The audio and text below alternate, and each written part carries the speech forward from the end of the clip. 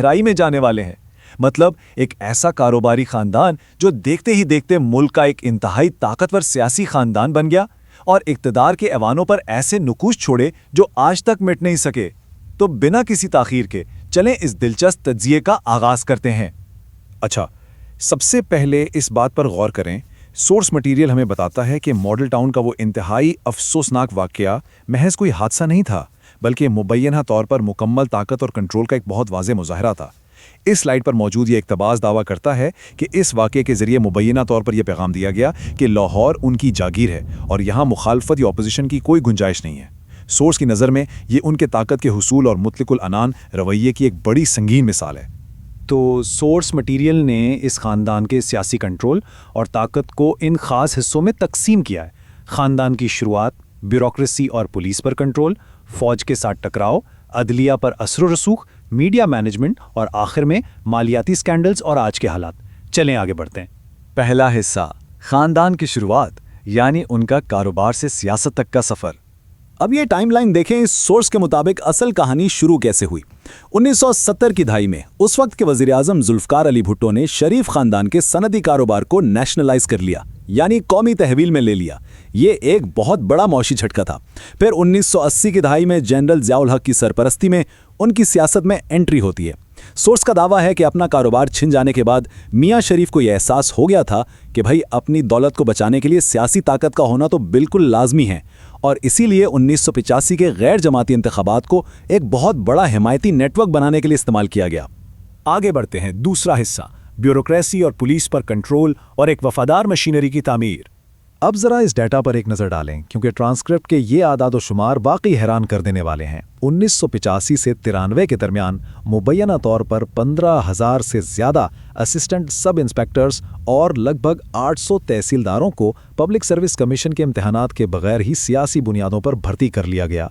Source के मुताबिक इसका सीधा सा मकसद पुलिस और रेवेन्यू के महकमों में एक एहसानामंद और वफादार नेटवर्क बनाना था, जो कानूनी निज़ाम से ज़्यादा उनकी ज़ाती वफादारी के ताबे रहे।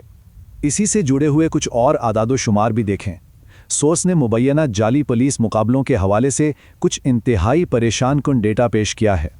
आप यहाँ वाज़े तौर पर देख सकते हैं कि शहबाज शरीफ के अदवार यानी 97 से 99 और फिर 2014 से 2017 में होने वाली हलाकतों की तादाद पीटीआई के दौरे हुकूमत के मुकाबले में नुमाया तौर पर ज़्यादा है। सोर्स बसरी तौर पर यह ताल्लुक दिखा रहा है कि कब और किसके दौर में ये मुबैना पुलिस मुकाबले अरूज पर थे। और अब तीसरा हिस्सा, फौज के साथ टकराव और मुतलक वफादारी की तवक्को। सोर्स ने इस वाक़े को जिस तरह बयान किया है वो तो वाकई किसी सनसनीखेज फिल्म के क्लाइमैक्स जैसा है। 1999 में आईजी राना मकबूल को मुबैना तौर पर हुक्म मिलता है कि वो आर्मी चीफ जनरल मुशर्रफ को कराची एयरपोर्ट पर ही गिरफ्तार कर लें, और दूसरी तरफ इस्लामाबाद में पीटीवी हेडक्वार्टर्स के अंदर एक अजीब ही अफरा तफरी चल रही थी। मेजर निसार मुसल्लह फौजियों के साथ न्यूज़ रूम का कंट्रोल संभालते हैं ताकि बरतरफी की खबर नशर ना हो, और इसी वक्त ब्रिगेडियर जावेद वहां पहुंचकर गन पॉइंट पर खबर नशर करवाने की कोशिश करते हैं। मतलब ये एक इंतहाई संगीन और ड्रामाई महाज़ाराई थी जो इन दो इदारों के तसादम को जाहिर करती है। और ये चीज़ बहुत शानदार तरीके से वाज़े करती है कि इन दोनों के दरमियान सोच का कितना बड़ा बुनियादी फ़र्क था। एक तरफ सोर्स बताता है कि शरीफ ख़ानदान की तवक्कुआत ज़ाती ताल्लुकात, एहसानात और हर हाल में सिविलियन बालादस्ती पर मुबनी थी, चाहे प्रोटोकॉल कुछ भी हो। लेकिन दूसरी तरफ मिलिट्री की हकीकत इसके बिल्कुल उलट थी। उनका तो सारा निज़ाम ही चेन ऑफ कमांड और सख्त डिसिप्लिन पर चलता है। तो सोर्स के मुताबिक ये तसादुम उसी बुनियादी फ़र्क का ही नतीजा था। चलें अब चौथे हिस्से की तरफ चलते हैं, अदलिया पर असर रसूख, अदालतें और ऑडियो लीक्स। 1997 का ये वाक़या उस मुबैना मदाखलत की एक बहुत नुमाया मिसाल है। सोर्स के मुताबिक सियासी कारकुनों ने बराह रास्त सुप्रीम कोर्ट की इमारत पर धावा बोल दिया। सोचें ज़रा, ये इतना संगीन और गैर मामूली हमला था कि उस वक्त के चीफ जस्टिस को गिरफ्तारी और मुमकिना तसादुम से बचने के लिए अपने कमरा अदालत से ही भागना पड़ा। सोर्स इसे अदलिया पर दबाव डालने की एक इंतहाई जारहाना और बेनज़ीर कोशिश करार देता है। अब इस स्लाइड के बारे में जो बात वाकई बहुत दिलचस्प है वो एक मशहूर ऑडियो लीक का हवाला है।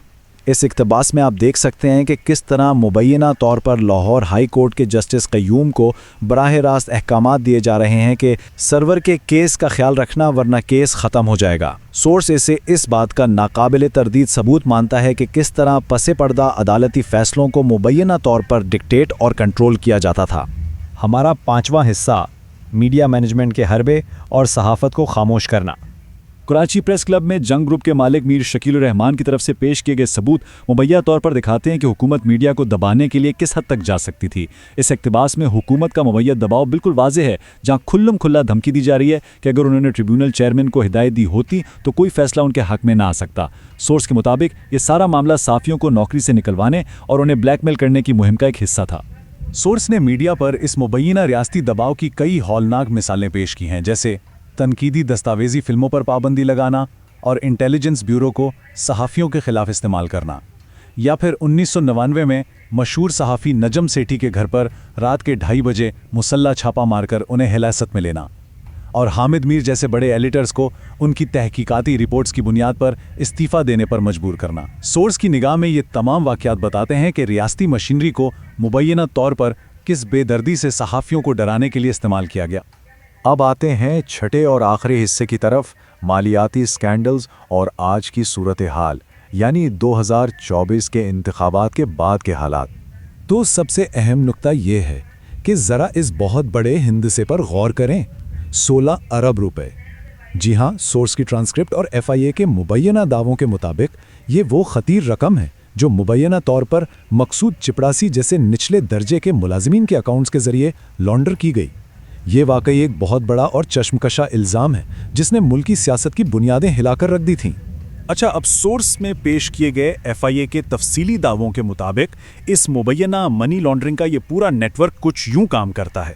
سب سے پہلے مبینہ طور پر نامعلوم مقامی ذرائع سے کالا دھن پیدا کیا جاتا ہے، پھر اس غیر قانونی رقم کو ہنڈی یا حوالہ کے ذریعے بیرون ملک بھیج دیا جاتا ہے۔ اس کے بعد یہی پیسہ ٹیلی گرافک ٹرانسفرز یعنی TTs کی صورت میں سفید ہو کر واپس پاکستان لایا جاتا ہے، اور آخر میں اسے نچلے درجے کے عملے کے نام پر بنے جعلی اکاؤنٹس میں جمع کروا دیا جاتا ہے تاکہ اصل مالکان تک کوئی پہنچ ہی نہ سکے۔ یہ سورس کی طرف سے پیش کیا گیا پورا ایک میکانزم ہے۔ اور بالکل آخر میں یہ سورس مٹیریل ہمیں ایک انتہائی فکر انگیز سوال کے ساتھ چھوڑتا ہے، کیا 2024 کی یہ نام نہاد فارم 47 پر مبنی ہائبرڈ حکومت اس سیاسی خاندان کے مستقبل کو واقعی محفوظ بناتی ہے، یا پھر یہ اس بات کا اشارہ ہے کہ ان کی روایتی سیاسی حکمت عملی اب اپنے آخری حدوں کو چھو رہی ہیں؟ ناظرین، یہ ایکسپلینر ہمیں بتاتا ہے کہ سورس کے مطابق اس خاندان نے نصف صدی تک کن طریقوں سے اپنی طاقت پر گرفت مضبوط رکھی۔ اب یہ معلومات جاننے کے بعد ان کا مستقبل کیا ہوگا، یہ فیصلہ اور یہ سوچ ہم